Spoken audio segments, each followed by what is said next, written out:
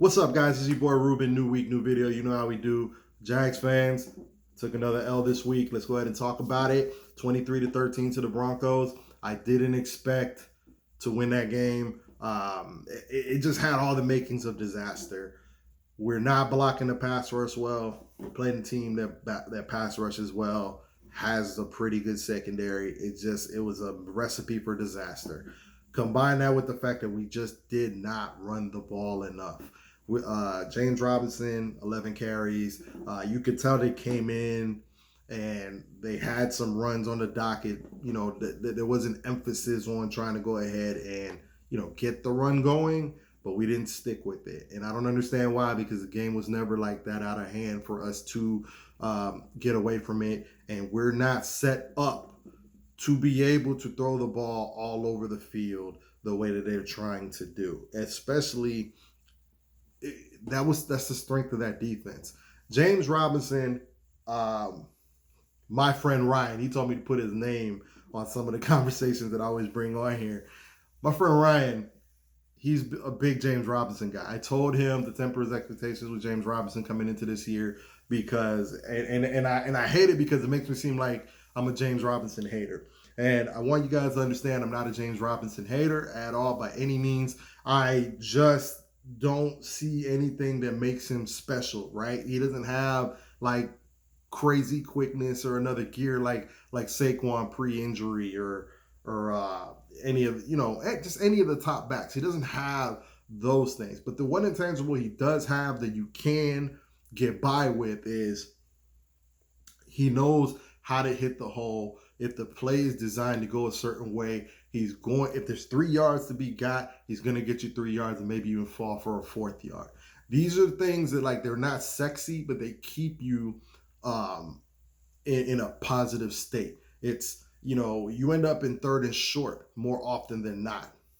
So that's just something that I want you guys to think about when, for some of my fantasy heads that are like, oh God, James Robinson, he sucks. He doesn't suck. He just has a specific design and has to be used a certain way.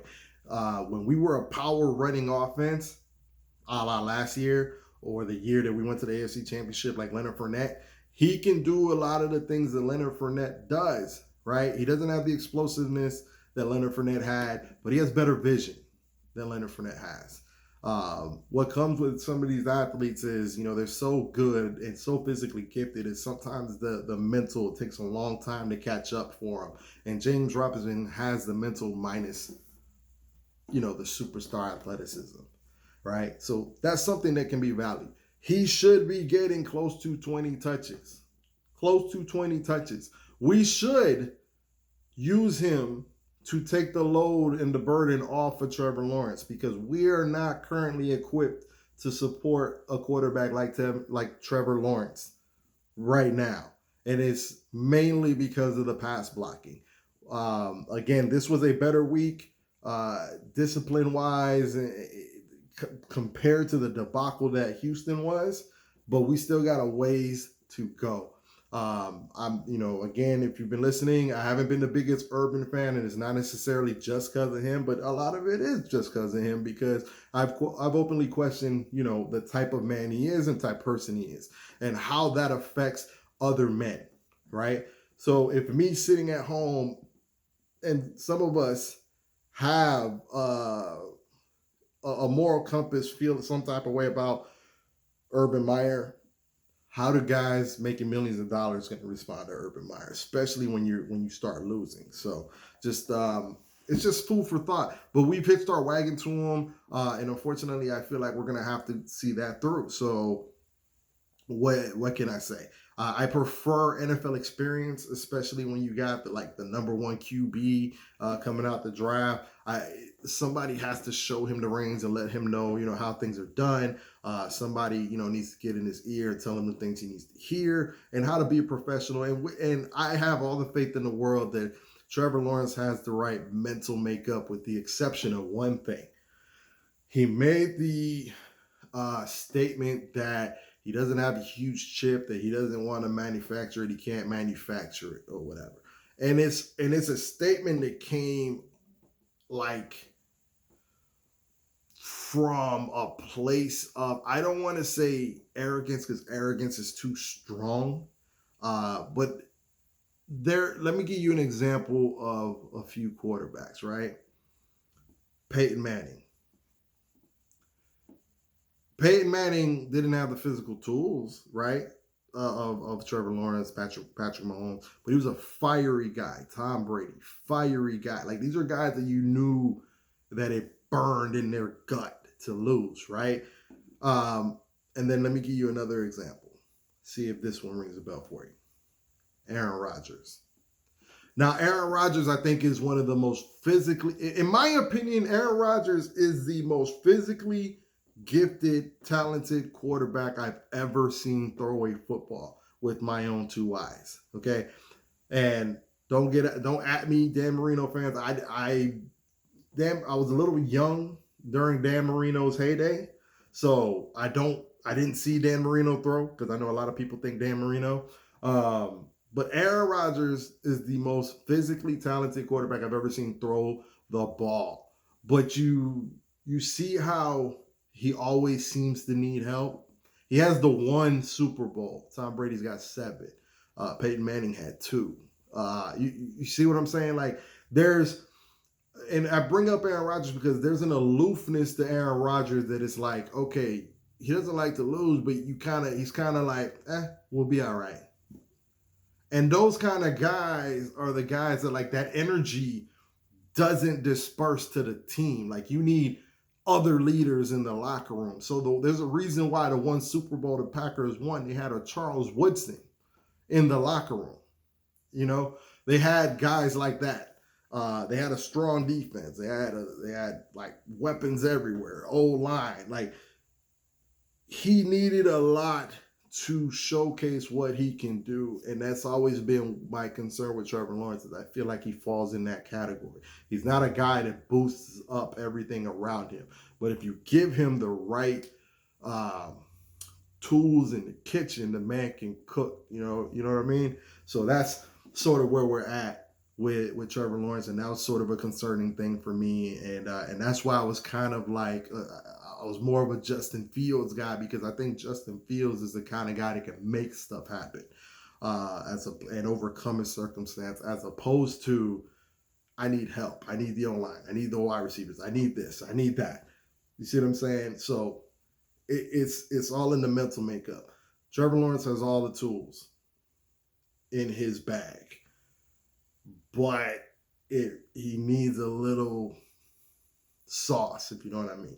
So anyway, moving forward, so we lost to the Broncos. I'm hoping to see more progress. We got the Cardinals coming up, and guys, it's not looking any better for us. I think this game will be more competitive than you'll think, considering that I've been of the mindset that I actually think our defense isn't as bad as a lot of people think it is. We do have one glaring hole in that I don't understand why Wingard is still the free safety in this scheme when we have Andre Cisco. I know Andre Cisco has been coming off the ACL. They've been wanting to bring him on slowly, and that's played a part in it. But we have a huge gaping hole in the secondary, especially considering that we're trying to blitz and be multiple in our schemes, and it requires a free safety to kind of rove around. Wingard does not have the range to play that.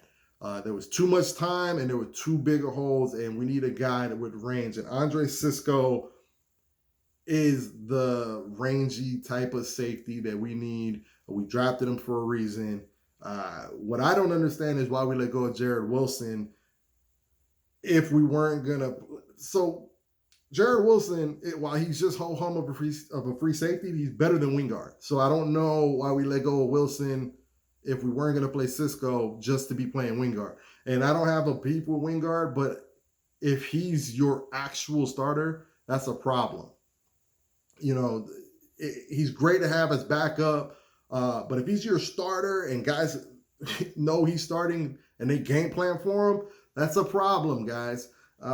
When he comes in, you know, like off the bench, you can kind of disguise him because they're not game planning him. You know, he made some plays last year in our only win in the Colts game, but they weren't ready for him to be in there. So they couldn't scheme him. But now that he's in every week, it's, hey, guys, lunchtime in the middle of the field, deep half.